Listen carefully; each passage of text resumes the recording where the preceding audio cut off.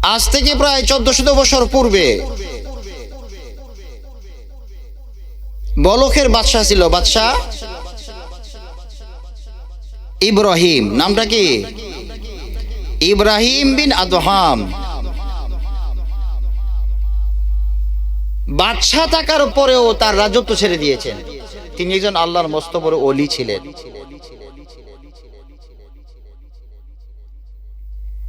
আজকে আমরা বাদশাহী ছাড়বো দূরের কথা, নিজের গোরের যে মায়া মহব্বত সেটা ছাড়তে পারি না। এই বাদশাহ ইব্রাহিম তিনি রাতের বেলা খাটের মধ্যে ঘুমাইতেছে। বাদশাহ তো বাদশাহী হালত, সেই জাজিম, সেই বিছানা, সেই অনেক, রাত্রে ঘুমাইতেছে। হঠাৎ করে কে যেন ছাদের মধ্যে টক টক টক টক করে হাঁটতেছে। বাদশার ঘুম ভেঙে গেছে। কিরে, কে আমার ঘরে ছাদের মধ্যে টক টক করে হাঁটতেছে? কে গো তুমি এখানে আসছো? বলতেছে আমি আপনার বন্ধু। সুবহানাল্লাহ বলেন। এত রাতে আমার ছাদের মধ্যে আমার বন্ধু, কে আপনি? এখানে কেন হাঁটতেছেন? আমি আপনার বন্ধু, আমি এখানে হাঁটতেছি, আমার উটটা হারাই গেছে, উট খুঁজতেছি ছাদের উপরে। সুবহানাল্লাহ বলেন। কি খুঁজে? কথা বলেন, কি খুঁজে? আচ্ছা, উট কি করে ছাদের মধ্যে থাকে? কথা বলেন, উট কি করে ছাদে থাকে? না, এটা অবাস্তব। না, এটা অবাস্তব। বাদশা বলে, আরে বুকা, উট কি করে ছাদের মধ্যে আসে? ইব্রাহিম বলে, উট কি করে ছাদের মধ্যে আসে? রাজমহাশয়, উট যদি ঘরের ছাদের মধ্যে আসতে না পারে, আপনি এত আরামের বিছানা, যেই বিছানার মধ্যে শুইলে উঠবার মনে চায় না, যেই খাটের মধ্যে শুইলে আপনার ঘুম এসে যায়, এইরকম স্বর্ণের জাজিমের খাটের মধ্যে শুয়ে শুয়ে আপনি আল্লাহরে কিভাবে পাবেন? সুবহানাল্লাহ বলতেন না? আমি যদি ছাদের মধ্যে উট খুঁজলে উট না পাই, তো আপনি সুন্দর বিছানার মধ্যে ঘুমায়া ঘুমায়া আল্লাহরে কেমনে পাবেন? একটু গিরু দেন না, একটু শোনেন। আজকে মাহফিল শূন্য, বিছানাটা লাগ দিয়ে ফালায় আসতে পারি না মাহফিলে। পাশে বাড়ি, কম্বল দিয়ে ঘুমাইতেছি, মাহফিলের আওয়াজ শোনা যাচ্ছে, আসতে পারি না। বাদশাহ আসে, বাদশার সময়ের মধ্যে আজ থেকে প্রায় 1400 বছর আগে 1000 হিজরিতে যার আগমন, 161 হিজরিতে যিনি ইন্তেকাল করেছিলেন, সেই ইব্রাহিম বিন আদহাম, তাকে বলল যে আমি যদি আপনার ঘরের ছাদের মধ্যে উট তালাশ করে উট না পাই, আপনি আপনার এত সুন্দর জাজিমের মধ্যে ঘুমায় ঘুমায় আপনি আল্লাহরে কেমনে পাবেন? তারা আল্লাহর ওলি ছিলেন, আল্লাহর বন্ধু ছিলেন। আর আমরা পাশে ঘর লেপটা হলাইতে পারতেছি না, যার করে আরাম লাগে। তিনি বাদশাগিরি ছেড়ে দিয়েছেন।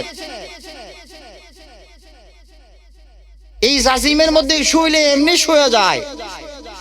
তার ঘরের দাসী, বাদশাহ চলে গেছে বাহিরে, খুঁজতে খুঁজতে এই বাদশাহ যে রুমে শুয়ে, এই রুমে কেউ আসতে পারে না। ওই দাসী একদিন আসে দেখে যে রাজার রানীও নাই, রাজাও নাই। এত সুন্দর বিছানা, গুইরা গুইরা দেখা তার লোভ আইসা পড়ছে। গুইটার মধ্যে রাজা কিভাবে ঘুমায়, আমি একটু ঘুমাইয়া দেখি। সুবহানাল্লাহ, আমি একটু ঘুমাইয়া দেখি কেমন লাগে। এত সুন্দর সুন্দর জাজিম, চাকরানি তো, কাজের মেয়ে, শুইছে পড়ে ঘুমাই পড়ছে। জীবনে এরকম বিছানার মধ্যে আর ঘুমাইছে না। সুবহানাল্লাহ বলতেন না? জীবনে এরকম বিছানার মধ্যে আর ঘুমায় নাই, শুইছে পড়ে ঘুমাই গেছে। কি অশান্তিতে ঘুমাইছে না শান্তিতে? শান্তিতে ঘুমাইসা পড়ছে। এখন রাজার দরবারের অন্য আসা তো সে দেখে লাইছে রাজার বিছানা এই ঘরের মধ্যে কেউ যাইতে পারে না, ওইখানের মধ্যে এসে সে ঘুমায় গেছে। তাকে বন্দী করা হলো। রাজা আসছে বলে বলা হলো ইব্রাহিমকে যে দেখো, যেই ঘরের মধ্যে অন্য কেউ আসতে পারে না, তোমার দাসী এই ঘরে আসছিল, বিছানার মধ্যে শুয়ে গেছে। এটা অন্যায়। এটা কি অন্যায় হয়েছে? আদেশ করলেন যে তাকে 50টা বেতের আঘাত করা হোক। 50টা বেতের আঘাত করা হোক। যে আদেশ, সেই শাস্তি তাকে আদেশ করা হলো। তাকে বেতের আঘাত করতেছে, ব্যথা লাগতেছে, জখম হইতেছে, সে হাসে। বাদশা বলল যে এত আঘাত করার পরে সে হাসতেছে, কি করতে হাসোস, কারণ কি? আচ্ছা, আমি এই জন্যই হাসি যে আমি একটা মুহূর্ত তোমার এই খাটের মধ্যে, পালঙ্কের মধ্যে শুইছিলাম, এর জন্য তুমি আমাকে 50টা বেতের আঘাত করছো। বাদশা, আমি তোমার চাকর, তোমারও তো বাদশা আছে। ও বাদশা, তোমারও তো মালিক আছে, তোমারও তো বাদশা আছে।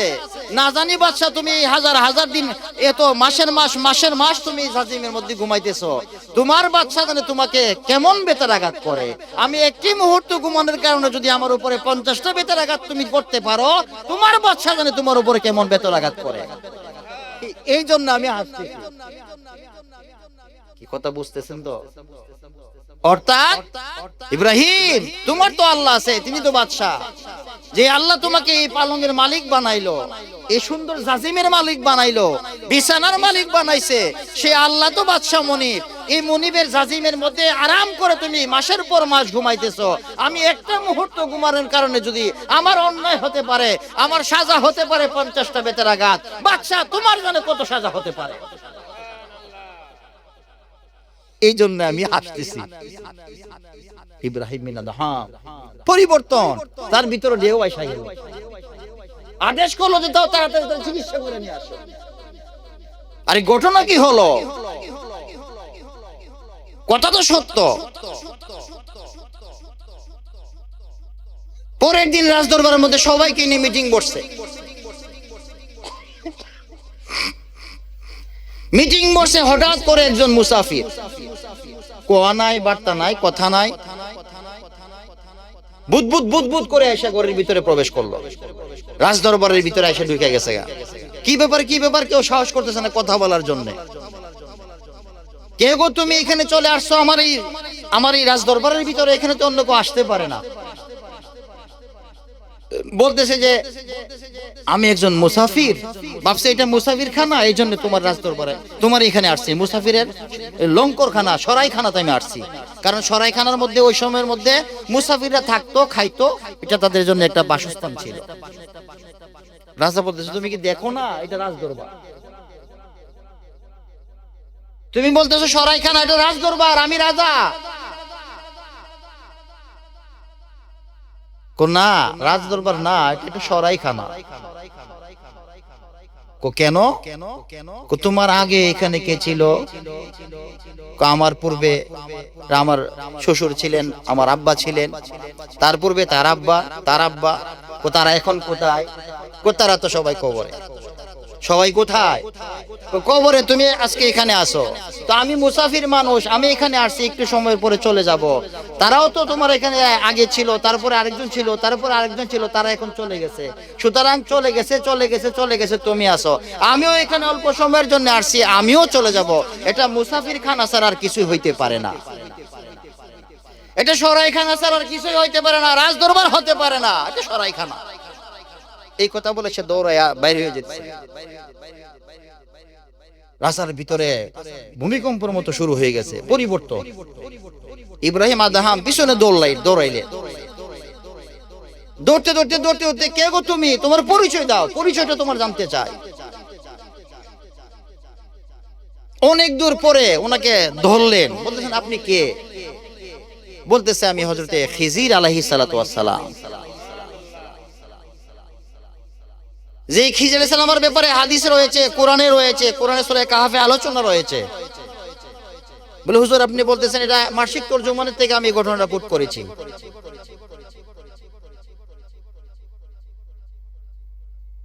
হযরত খিজির আলাইহিস সালাম তিনিও আল্লাহর একজন মস্ত বড় ওলি ছিলেন। ওনার ব্যাপারে দুইটা মত পাওয়া যায়, একদল বলতেছে উনি নবী, আরেকদল বলতেছে উনি আল্লাহর ওলি। যার ব্যাপারে কোরআনে কারীমের মধ্যে আয়াত নাজিল হয়ে রয়েছে সূরা কাহফ থেকে 60 থেকে প্রায় 82 নম্বর আয়াত পর্যন্ত। হযরত মুসা আলাইহিস সালামের ব্যাপারে আল্লাহ ওয়াজ করছেন।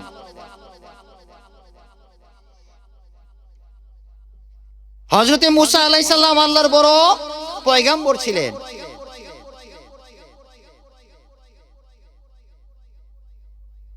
আল্লাহর মস্ত বড় পয়গম্বর ছিলেন। এদিকে গেলে আমি শেষ করতে পারবো না, আসলে রাইখা দেই। তো হযরতে ওইদিকে যাব না, এদিকে রেখে দিয়েছে। ইব্রাহিম বিন আদহাম রাহমাতুল্লাহ আলাই তিনি ওনাকে ধরলেন, পরে ওনার পরিচয় দিলেন যে আমি খিজির। পরিচয় দিয়ে উনি গায়েব হয়ে গেছে। উনি আমার মন খারাপ করে বাড়িতে আসলো। পরের দিন বলল যে আমি একটু শিকারে যাব, ভালো লাগতেছে না, আমার ভিতরে পরিবর্তন।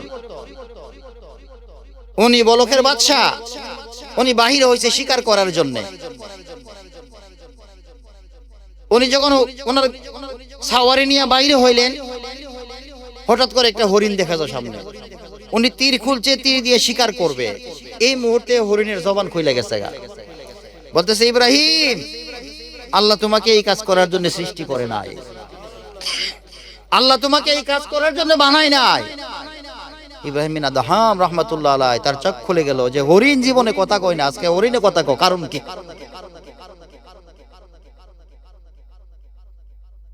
তিনি সব কিছু ছেড়ে দিয়েছেন, হরিণকে আর শিকার করে নাই। ওইখান থেকে উনি আর ফিরে বাড়িতে যায় নাই, ওনার সবকিছু উনি ছেড়ে দিয়েছে।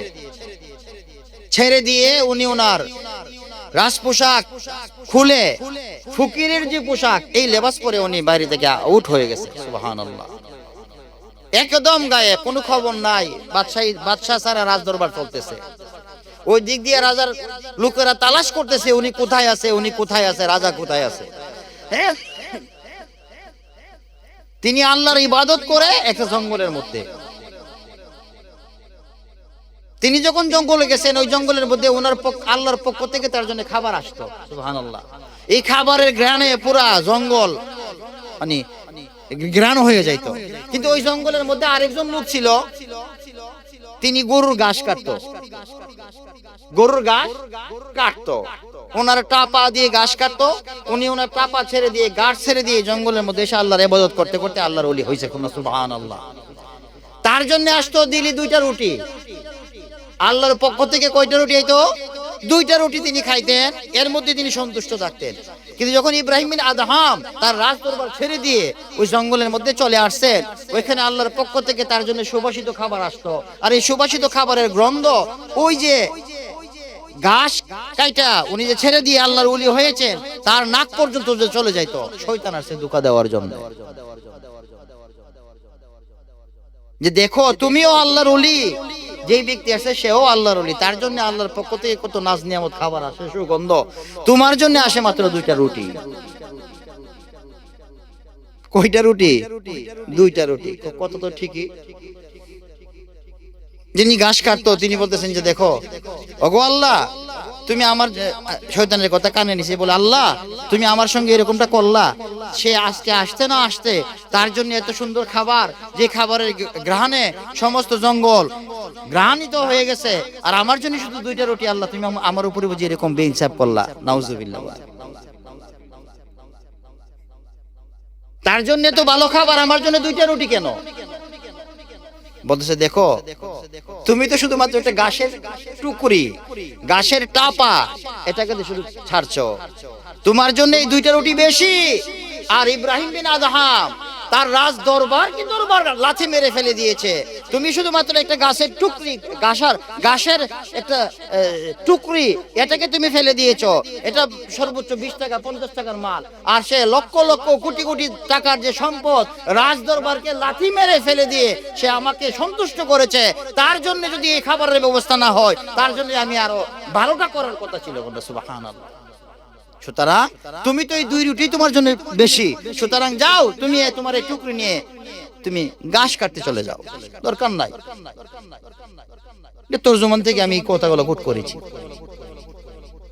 অর্থাৎ ইব্রাহিম বিন আদহাম তার যে ত্যাগ, এই ত্যাগের কাছে তোমার ত্যাগটা কিচ্ছু না, তোমার ত্যাগ কিচ্ছু না। এই জন্য তার জন্য এই সমস্ত নাজ নিয়ামত আসে। তো বাদশাহ ইব্রাহিম বিন আদহাম রাহমাতুল্লাহ আলাইহি একদিন একটা ছিঁড়া জামা একটা নদীর পারে বৈশা বৈশা সোলাইতেছে, সিলাইতেছে। এইভাবে ওই রাজদরবারের মধ্যে মন্ত্রী তারা আছে, তারা সবাই খুঁজতেছে যে আমরা বাদশারে তোর খুঁজে পাই না, বাদশা কোথায়? তিনি আল্লাহর ওলি ছিলেন, যাদের ব্যাপারে আমার আল্লাহ বলতেছেন আলা ইন্না আউলিয়া আল্লাহি লা খাউফুন আলাইহিম ওয়া লা হুম ইয়াহজানুন। যাদের ব্যাপারে কোনো ভয় নাই, ডর নাই, সেই আল্লাহর ওলি ইব্রাহিম বিন আদহাম নিজের কাপড় সেলাই করতেছে। এই সময়ের মধ্যে মন্ত্রী মহাশয় এসে খুঁজতে খুঁজতে রাজারে দেখা লাইছে যে আমরা আপনাকে খুঁজতেছি, ওইদিকে আপনার দরবার খালি, আপনি এখানে বসে বসে আপনি কি করতেছেন? নদীর পারে সিরা জামা আপনি সেলাই করতেছেন, আপনি রাজ দরবার থইয়া, রাজ পোশাক থইয়া দিয়া আপনি এখানে আসছেন, আসুন আপনাকে আমি নিতে আসছি। সুবহানাল্লাহ পড়ে। তিনি কোনো উত্তর দিচ্ছেন না, বলতেছে মন্ত্রী এদিকে আসো। তার সুইটারে খুললেন, সুইটা খুললার সাথে ছিল নদীর মধ্যে ফেলে দিয়েছে। ফেলে দিয়ে আদেশ করে যে আমার এই সুইটা তুমি উঠায় দাও। সুবহানাল্লাহ পড়ে। আমার সুইটা তুমি কি করো? উঠায়া দাও। মন্ত্রী তার লস্কর টস্কর সব পানিতে নামাই দিছে, কিন্তু সুই তো আর খুঁজা পা না। একটা সুই কি খুঁজা পাওয়া সম্ভব? এই সুই আর খুঁজা পা না, অপারক। তিনি এই সুইটা আনতে পারতেছে না। এবার বাদশাহ ইব্রাহিম বিন আদহাম বলতে, তুমি এবার থামো থামো। তিনি ডাকলেন, হ্যাঁ নদীর মাছ, আমার একটা সুইয়ের দরকার। প্রত্যেকটা মাছ তাদের মুখের মধ্যে স্বর্ণের সুই নিয়ে উপস্থিত। কিরে উজির, এত খুঁজা খুঁজলি, সুইটা পাইলে না?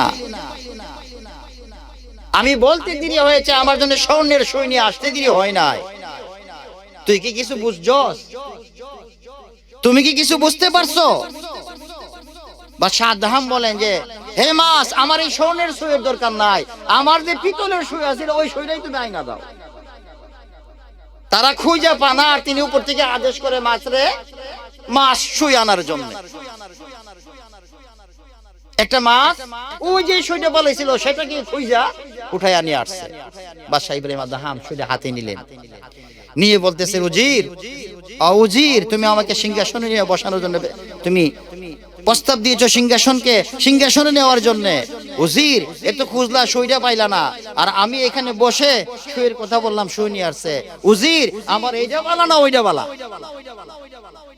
উজির, যে জবান দিয়ে বললে মাছে মুখে করে স্বর্ণের সুই নিয়ে আসবে, আমি যেটা ফালাইছি ওইটা নিয়ে আসবে, এইটা বালা না রাজ দরবারে গিয়ে রাজগিরি করা বালা? উজির বলতেছে যে, রাজমহাশয়, যে আসলে আপনি এখন যে লাইনে আসছেন ওইটা তো দুনিয়ার শুধু বাদশাহী, আর এই বাদশাহী দুনিয়া এবং আখিরাতের দুটো বাদশাহী। কন্যা সুবহানাল্লাহ। এই ইব্রাহিম বিন আদহাম, আপনি যেই লাইনে চলে আসছেন এটাই উত্তম, এটাই উত্তম, এটাই উত্তম। আপনার কথা সবাই শুনে আর ওইখানের মধ্যে শুধু আমরা শুনবো, এটা হতে পারে না। আপনি যে রাস্তায় চলেছেন সেই রাস্তাটাই আপনার জন্য উত্তম। কন্যা সুবহানাল্লাহ। যদি আপনি আপনার মনিবকে সন্তুষ্ট করতে পারেন, আপনি যদি আল্লাহকে সন্তুষ্ট করতে পারেন, আপনার জবানটা হয়ে যাবে আল্লাহর জবান, আপনার হাত হয়ে যাবে আল্লাহর হাত, আপনার পা হয়ে যাবে আল্লাহর পা। কুদরতি আল্লাহর কুদরতি হাত, কুদরতি জবান, কুদরতি চেহারা। আপনি যখন যেটা বলবেন, আমার আল্লাহ সুবহানাহু ওয়া তাআলা সঙ্গে সঙ্গে আপনার জবান দ্বারা যেটা আসবে সেটা আল্লাহ সঙ্গে সঙ্গে করে দিবেন। কন্যা সুবহানাল্লাহ। তো আল্লাহকে সন্তুষ্ট তো করা লাগবে,